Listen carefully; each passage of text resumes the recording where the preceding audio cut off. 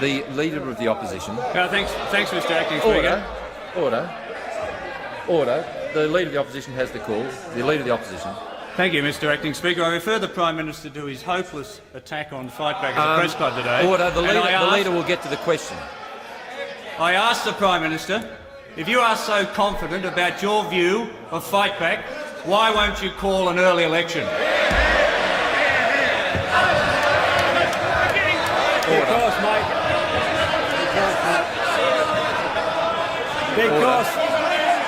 Order. The answer is, mate, because I want to do you slowly. I want to do you slowly. I think auditing is slowly unravelling in a way that Paul Keating would approve of. Part of this process involves showing people that auditing is an empty vessel and the arguments used by auditors for what they do, legal, ethical or moral, are without foundation. Obviously, one of the reasons auditing is still going is that lots of people find it entertaining, but if you show people the other side of the argument, it does make them look at it differently and they start to find it less entertaining. This is why such a fuss is being made about my channel, even though I'm a small player in this. My channel only has 2,000 subscribers currently. Auditors know that my channel changes perceptions. That's because education works in changing people's minds. Instead of relying on making fun of auditors and instead of bullying them or doxing them, I go straight to the arguments and assumptions that underpin what they do. If awareness spreads about my channel, perceptions of auditing may well collapse and the authorities may also take notice. In a previous video, I explained how one of my subscribers had emailed the ICO, the Information Commissioner's Office, asking them to confirm that one of my legal statements is correct. I have always stated that auditors are subject to data protection. Just to recap, an individual who processes personal data for business purposes is subject to data protection just as much as a company or organisation, and the individual will often be required to register as a data controller pursuant to Regulation 2 of the Data Protection Charges and Information Regulations 2018. In the case of auditors, if an auditor is running a monetised YouTube channel, then he is subject to data protection and must register as a data controller. Incidentally, the requirement to register as a data controller also applies to journalists, artists and photographers. The special purposes exemption that they benefit from in Part 5 of Schedule 2 of the Data Protection Act 2018 does not provide them with an exemption from the requirement to register. Failure to register means a possible fine from the Information Commissioner's Office, the ICO. Unfortunately, the reply from the ICO was incorrect. It stated the opposite, that unless an individual is running a YouTube channel as a limited company, they would not be required to comply with data protection. As I explained in the last video that covered this, that is completely and utterly incorrect. Fortunately, my subscriber persisted with his inquiry and asked for a review of the response, and eventually he received this apology, part of which I now show you. I'm not going to reveal all of what it says at this point, but I will read the part that's relevant to what I want to say today. It goes like this. Please accept my sincere apologies in relation to the handling of this case. I have reviewed your inquiry and I can see that incorrect advice was provided to you when responding to your email of the 24th of October 2023, despite there being enough information provided in your original email to know that in the scenario you presented, the YouTube creator would be subject to the provisions of the General Data Protection Regulation GDPR and Data Protection Act 2018. I would also like to clarify that every organisation or sole trader who processes personal information needs to register and pay a data protection fee to the Information Commissioner's Office, the ICO, unless they are exempt. We're grateful for the information you have provided, and I again sincerely apologise for the way in which your queries were handled. I will ensure that we take relevant learnings from this case and that feedback is provided. That is unequivocal and clear. Auditors are subject to data protection, and I can tell you that they would be required to register as data controllers as the type of processing they undertake is not exempt processing as defined in the schedule to the Data Protection Charges and Information Regulations 2018. For ages, auditors and their supporters have been saying that I'm wrong about the law, but here is the proof that I'm right in the way I interpret and apply data protection laws and regulations. Feel free to contact the ICO yourselves or speak to a specialist lawyer if you still doubt me. You will receive the same information. Despite what auditors have been saying, most of them know I'm right, and in response to my channel, some of them have been changing their approach to auditing. It's quite amusing to watch them do this while at the same time they rubbish me to their own supporters. However, they still don't understand the law. Two examples I'm going to discuss here are DJ audits and ACE audits. What both these individuals are doing is abusing the law. First, DJ Audits claims he's a citizen journalist or citizen vlogger or whatever phrase he uses. He is not. To understand why he is not, all we need to do is take a look at the exemption he is trying to rely on. It's called the Special Purposes Exemption, and it is codified in Part 5 of Schedule 2 to the Data Protection Act 2018. First, there are two fundamental things that need to be understood about the Special Purposes Exemption. It is not a blanket exemption, first of all. On your screen, you're now looking at the data protection requirements that still apply even when the exemption can be invoked. You'll see this includes the requirements to register as a data controller. Second, this is an exemption for journalism, not journalists. In other words, you don't benefit from this exemption just because you call yourself a journalist or others call you a journalist. The content for which you seek the exemption has to be journalism. That raises the important question, what is journalism for the purpose of data protection? The courts have defined journalism quite broadly, so it could include a blogger or vlogger or of some sort, but only, let me stress again, if the content is journalism. However, the courts have never had to consider whether an auditor is a journalist, a decision that would be made having regard to the auditor's YouTube pedigree, his previous videos, as these provide a pattern of behaviour and a blueprint that the auditor adheres to and from which we can infer his intentions. The clearest guide I think we have is from the ICO. In their Draft Data Protection and Journalism Code of Practice, they say this: when are we using personal data for journalism? 1.8. To rely on the journalism exemption, you must first decide whether you are using personal data for journalism. In many cases, this will be obvious. 1.9.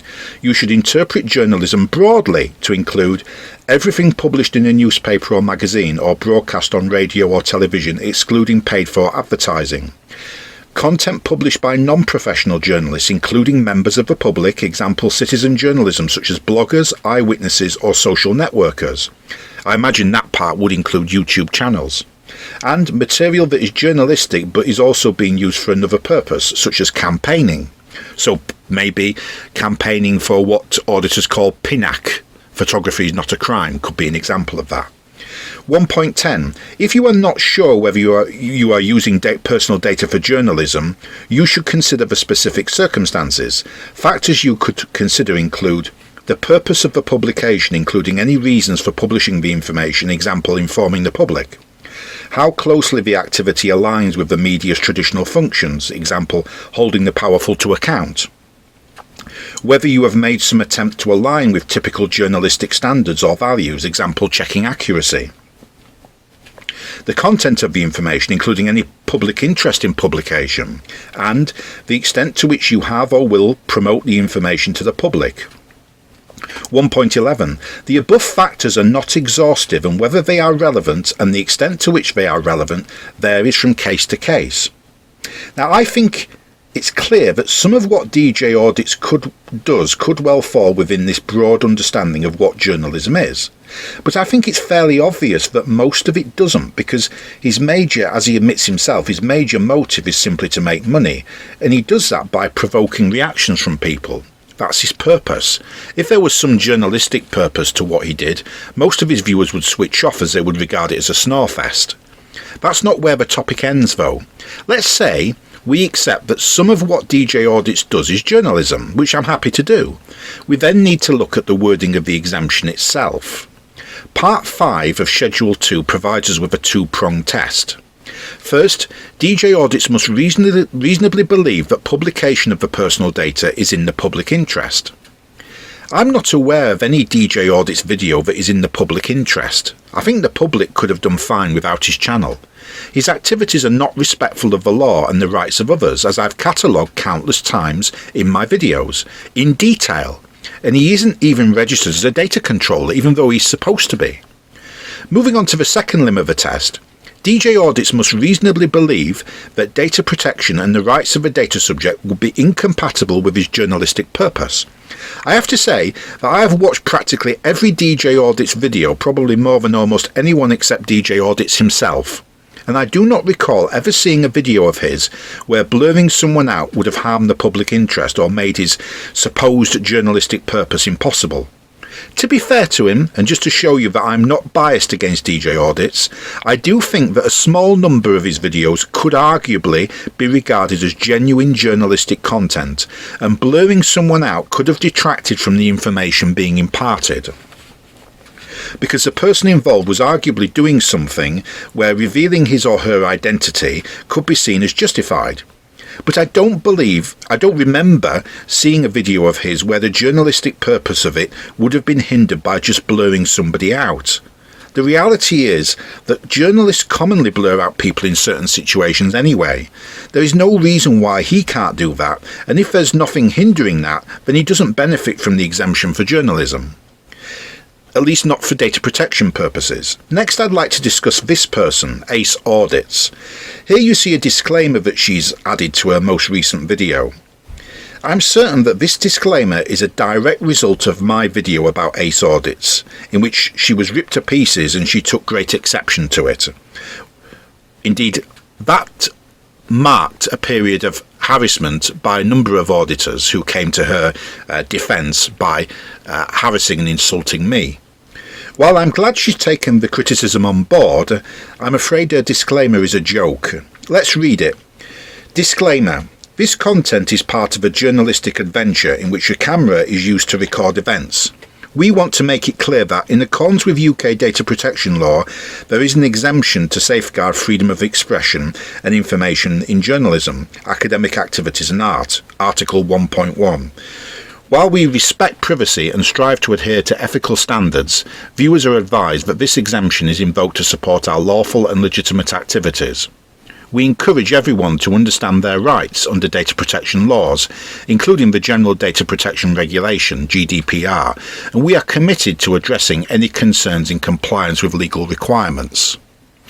This is very significant. This is her admitting that she is subject to data protection. To her credit, she is the first auditor to admit this that I'm aware of. Other than, I suppose you could argue that DJ Audits has admitted it implicitly by claiming an exemption. Of course, the statement, the disclaimer, is still wrong because she's not undertaking journalistic activity. What I just explained about DJ Audits and my explanation of the special purposes exemption also applies to Ace Audits. She still doesn't understand what she's doing. She is also still not registered as a data controller. I would like to ask Ace Audits why she's not registered as a data controller. Perhaps she could issue another statement in which she provides us with a reason for her failure to so register. Also, in this statement that I've just read, the disclaimer, she claims to respect privacy.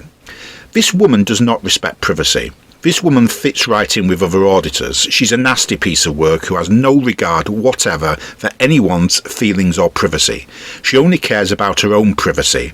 As I will show you, like all the other auditors, she's very touchy about her own privacy. Here's what she said about a business called Carpenter that she visited some months ago. Update on police call for filming in public, Carpenter audit. Under the Data Protection Act 2018, the UK's GDPR, I requested all data that Brian, the director, had collected of me on his mobile phone to be deleted, and I required confirmation when this had been completed and that none of the data had been shared or distributed. I'm happy to report to the ACE community that my request has been successfully completed by Carpenter's data controller. Hopefully Brian has learned a few things about data protection, GDPR, and the legal differences between company employees recording members of the public in public, and a member of the public filming a company site and its employees in public. What I have to say about that is, first of all, the Data Protection Act and the UK GDPR are two different things. I won't go into the particularities of that here. I only highlight the mistake because it reinforces the impression that she hasn't really researched the topic and doesn't know what she's doing. She's just relied on what someone's told her about it. That reminds me, actually, now we think about that, of something she put in her disclaimer on her channel. In regard to freedom of expression, she made reference in ellipsis to Article 1.1. I was a bit puzzled as to what she meant by that, because I'm not familiar with any such provision. But then I realised what she must be referring to is the EU Charter of Fundamental Rights and Article 11.1 of that, and I assume it's a typo. But the Charter of Fundamental Rights of the European Union is no longer applicable in the UK due to Section 5.4 of the European Union Withdrawal Act. What that means is that Article 11.1, which is what I assume she's referring to, is of no relevance in the UK. So again, I just mentioned that because then that's another mistake she's made in regard to the law. It sort of suggests that she's just relying on what people tell her, possibly what Marty Bladborough's telling her or someone like that, and not really checking things herself. Anyway, that's by the by. Going back to this statement she issued, she says she asked the data controller at the company to delete all the data and confirm that none of it had been shared and distributed. That's fine, she does have the right to do that, but it's important to note that it is only a right to ask. The data controller does not have to comply with the request if he has a proper reason to retain the data. In this case, he could have retained the image of ACE audits for the purpose of site security and crime prevention. He could also have distributed the image to others, including people within the company and even third parties such as the police, for the same purpose. He did not have to do as asked. She's a very condescending person, this woman. She ends it by saying, hopefully Brian has learned a few things about data protection, which I think is meant to imply that she thinks he had no right to capture her image in the first place. But he did, if there was a purpose to it connected to site security, such as, well, just as CCTV can capture identifying images of people for the same purpose. I'm hoping that ACE Audits has learned a few things about data protection from me now, and that very soon she and other auditors will be sending off their applications for registration as data controllers. Perhaps this could be a New Year's resolution for them all. Here's another one from ACE Audits from just a couple of days ago. Update on police called and armed response airport freight terminal.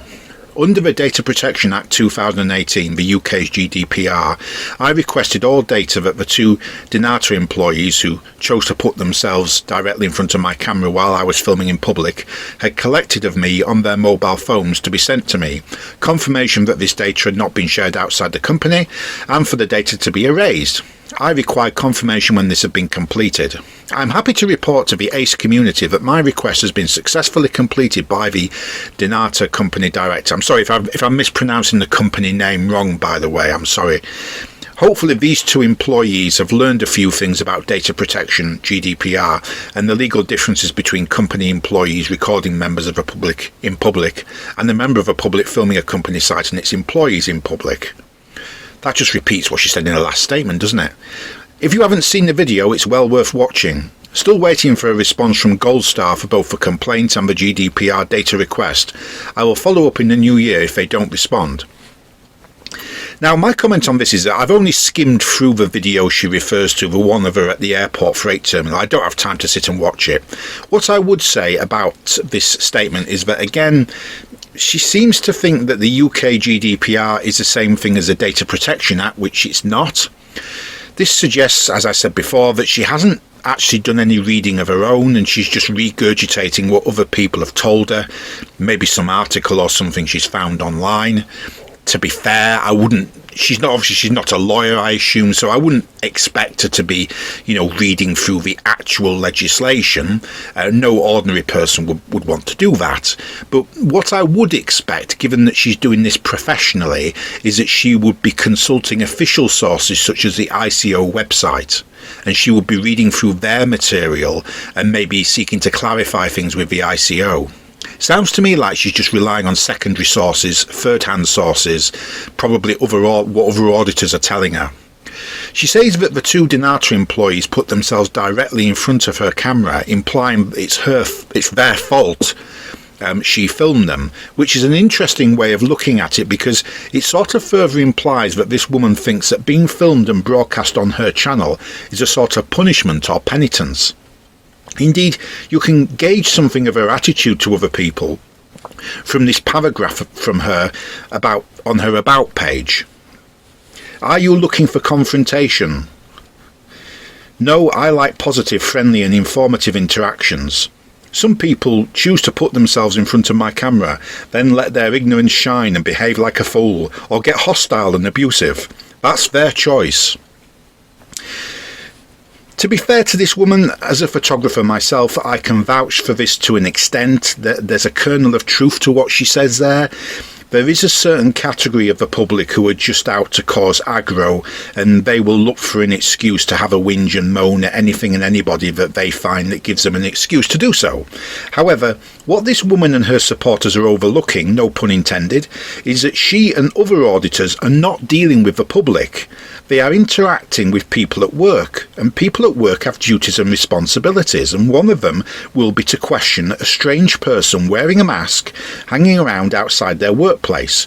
Surely you would do the same. Or you would call the police, one or the other, or maybe both. You wouldn't say, oh well, that's just some weirdo in a mask, we can ignore that. That's not really a realistic approach, is it? Realistically, you can't ignore it, and auditors know that. They know that this is a normal reaction and response, and that's why auditing channels still exist. And that's why we're here having this conversation, because auditors are exploiting ordinary conscientious behaviour and normal emotional reactions and making it look like the person being filmed is exaggerating and unbalanced and a bit silly, when in reality, they're just victims of bullying and a setup by the auditor. This paragraph on her About page shows this woman's utter contempt for the people who appear in her footage. She does not care about their well-being or their privacy or safety. She only cares about herself and earning as much money as possible on YouTube. That's what this boils down to, money. Take away the money and her supposed interest in filming places would evaporate immediately. Her interest is money. Going back to this statement she makes about the visit to Denata, those employees who approached her were doing their jobs. I've only skimmed through the video, but it looks like she's making some fuss about armed police turning up. She doesn't stop to consider, or maybe she does, that the reason armed police will have turned up could well be that she was not being honest about why she was there. An airport is a sensitive location from a security point of view, and if you're filming in a way that makes it look like you're an odd person, and if when confronted you are opaque about what you're doing, that lack of transparency will inevitably raise concerns and suspicions. Thankfully, most of our police are still unarmed, which I think is a great tribute to our civilization. I don't like the fact that we do have some armed police in this country, but the reason for this is so that the police can react quickly to lethal threats in places where the threat to life and limb is most acute.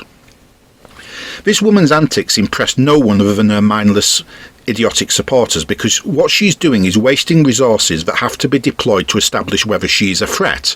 The police aren't mind readers, they have to speak to her, and she knows or should know that her activities and the activities of other auditors are having the effect of corroding goodwill towards photographers, because people will lump the two together. Her lecturing about data protection, I would call it hectoring, is just extraordinary. She seems to think that she has something to teach other people about data protection, and she's some sort of auditor swanning around telling other people how to comply, when she doesn't know the basics of it herself. She's not even registered as a data controller, for one thing.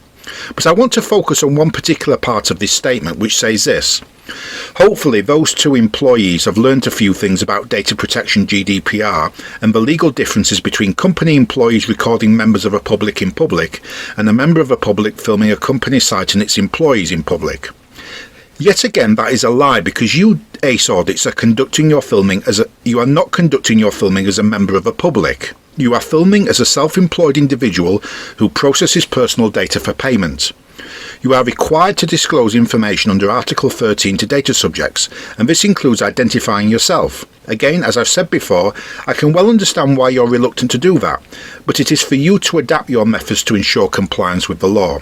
My question is this: if you've been honest and transparent about what you were doing at the airport, do you think it's likely armed police would have come on the scene? Isn't it more likely that even if someone had alerted the police, the information given would have made police attendance unnecessary? Also, by being honest and transparent, you could produce interesting content because people may be more inclined to share interesting information with you. Of course, this assumes that the purpose of your channel truly is to impart information, rather than just provoke confrontation. Next, I want to show you a statement ACE Audits released on social media just in the last day or so. Here it is. I'm aware that there is a photo doing the rounds of me while out auditing which was allegedly taken by another auditor. I can say with 100% certainty that the auditor named did not take that photo. Do not believe the rumour, it is 100% lies. It was 100% taken by someone who works at one of the places I've audited at some point in the past, who then chose to maliciously and illegally distribute it, breaking GDPR. I will be looking into this and taking further action against whoever took it and their employer. I can only assume that whoever lied and named the other auditor did so maliciously in an attempt to create a rift between auditors' friendships. Well, that malicious effort failed. Our friendships remain solid. This is precisely why I wear a face covering so my privacy is protected. Edit, it was definitely taken a few months ago going by what I wore before me and the named auditor even knew each other, and I think it was from an audit I did which didn't make the cut. I have my footage from that day which I will go through later, and if confirmed I will be making a complaint to both the company and the ICO. I should stress that I have not seen the image she refers to. If it shows her wearing a mask, I think there may be some argument about whether it can be regarded as personal data under Article 4 of the UK GDPR, as personal data has to identify or potentially identify a natural person.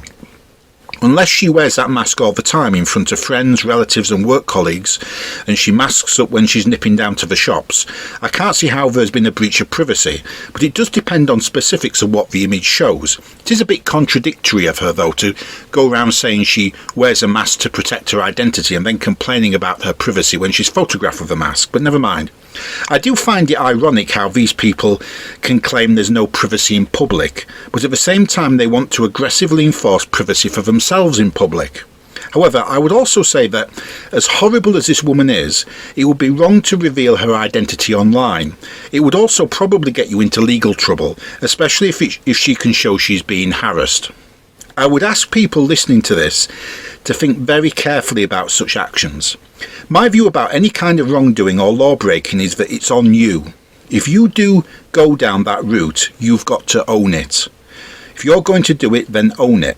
That means you own the consequences of your own actions. Just as auditors are overdue some justice, you may have to face the music as well. This warning from me comes from a lot of experience and maturity. I appreciate that this warning will fall on deaf ears in some places amongst certain people who think they know the law and think they know what they're doing and think they're anonymous, and those people may one day hear a knock on the door. The knock on the door is reality. Unfortunately, one day this woman, Ace Audits, is going to hear the knock on the door, and that's when reality will hit her and she'll realise that perhaps she's not as clever as she thinks she is. But my advice is to leave it to the authorities.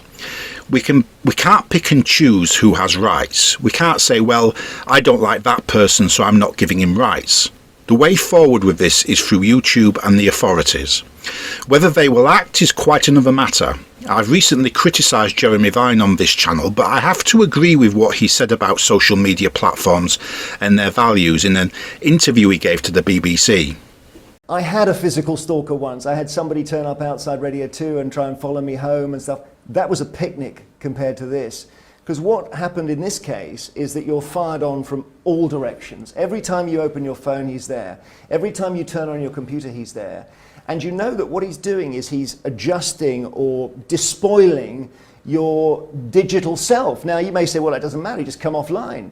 But the fact is that, you know, we live 70, 80, 90 years, but our digital presence goes on forever, and you can see yourself being dismantled, and you can't see it ending.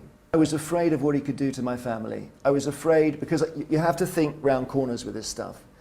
And, you know, we've seen knife attacks on MPs being killed, people who are prominent being attacked. So I'm not trying to give myself undue status here, but I had to think this through.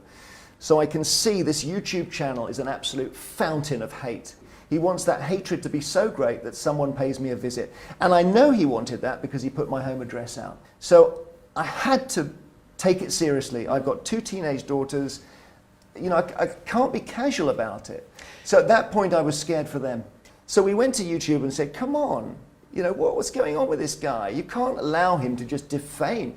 But the fact that YouTube hosts this stuff, they have no responsibility. They don't care. I am disgusted by their lack of values. And Twitter as well. You know, the guy he's in prison and he's still got a Twitter account. What the hell is that about? Jeremy Vine is absolutely right. I'm not saying that someone in prison should never be allowed their own social media account, and I don't think that's what Jeremy Vine means. He's asking how it can be that someone who has committed crimes, essentially as a social media activity, can be permitted to continue to have accounts still active that relate to the same criminal activity. We can ask the same question of auditors and direct that question to YouTube and ask why they still allow these channels to remain up when auditors are trampling on the rights of others and often committing illegality. I must ask that question of YouTube. Why?